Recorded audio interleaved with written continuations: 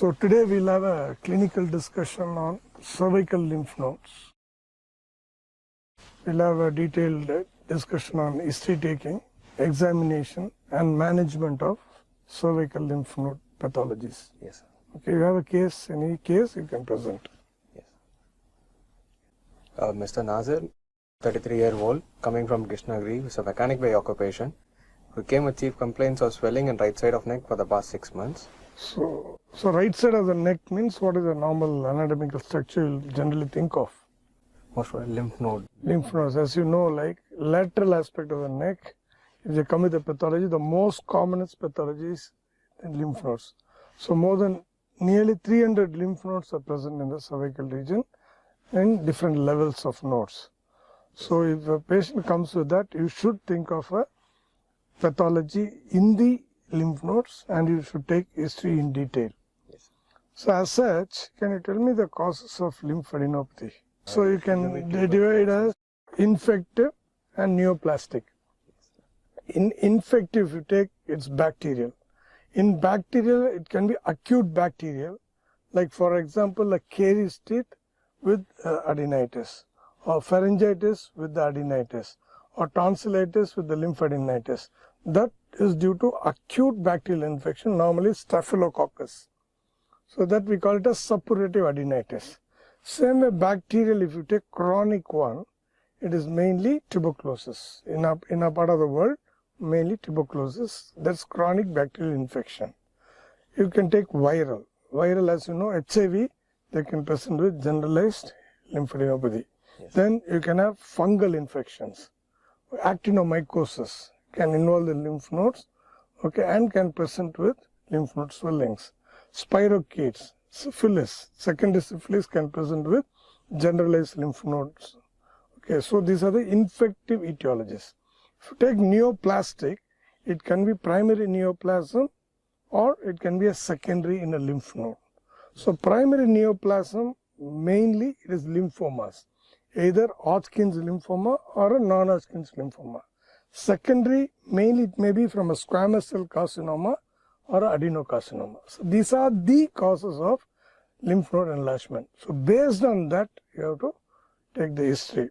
So being a 33-year-old, okay, since how long he has been having? 6 months. So most often in this age, if you take young patients are prone for infections. Middle aged, yeah, it can be a tuberculosis or anything, right? 6 months duration is unlikely to be malignancy, because if it is a secondary node, that will be very progressive.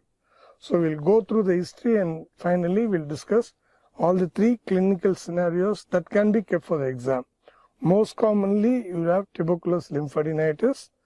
Next, it can be a secondary lymph node, with the primary being in the oropharynx or in the oral cavity or in the nasopharynx. Any squamous cell carcinoma can present. Even a squamous cell carcinoma in the scalp can present with cervical lymph node, especially posterior triangular nodes. So that is possible. So then we can discuss about lymphomas in general. Okay, go ahead. So patient was apparently normal age 6 months back, after which he noticed a swelling in right upper 1/3 of neck, which was in serious onset, initially small in size and gradually progressed to present size. It's not associated with pain. Pain. So pain is an important symptom. If there is pain, it's likely to be a acute inflammatory condition. So acute suppurative adenitis. So at times patient can have pharyngitis, but they come to you with a painful lymph node. Understand? So pain is an important thing which you should ask for. And you can also get pain in lymphomas. Okay, that is, even intake of alcohol can cause pain in the lymph nodes. It has been proven, right? Patient also noticed another swelling in right side upper 1/3 of neck, which was in serious onset and gradually progressed to attain the present size and not associated with pain. He had a history of fever, was high grade and intermittent in nature, which was associated with chills and rigors, and was relieved with medication for the past 3 months. So I don't think this is, if you say high grade for 3 months, patient had fever for 3 months? Yes, sir. Yeah, So it's unlikely. So it should be mostly if it is tuberculosis.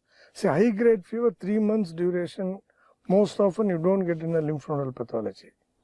Okay, if it is acute adenitis, few days you can anticipate until it suppurates, either you intervene or it may burst open forming a sinus, right? That's the only possibility.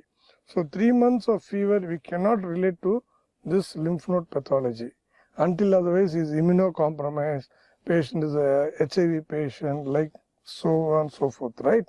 So it cannot be that. If at all you have, it is tuberculosis, you have low grade fever, evening rise of temperature.